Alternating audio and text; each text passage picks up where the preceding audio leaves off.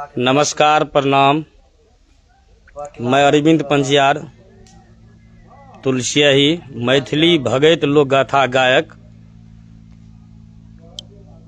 यही है बेनी बाबा स्थान और यहाँ का भगत है बद्री भगत। नहीं, बद्री भगत नहीं है। के छिए बाबा अभी भगत में? अभी बाबा भगत मेन भगत छै चंदो बाबा ढोली। चंदो बाबा ढोली नहीं, मोहनपुरे के ढोली के छिए ने। नमस्कार दोस्त, मैं अरविंद पंजियार। मैं आज आया हूँ क्योंकि पहले सम्मेलन में मैं कई बार यहाँ पे आ चुका हूँ और यहीं से पूरा बिहार में मेरा जो है परिचय पात्र मिला और नाम सम्मान मिला यहीं से।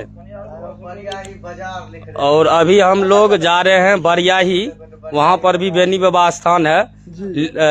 लेकिन वहाँ जो बेनी बाबा स्थान है यहीं का मिट्टी लेके गया था, लेकिन यहाँ पे असली बेनी बाबा यही है। खोल दीजिए, इसको खोल दीजिए, बाबा का असली स्मारक आपको हम दिखा रहे हैं। बहुत आदमी कहते हैं कि बेनी बाबा कहाँ का है, बस यही जगह है।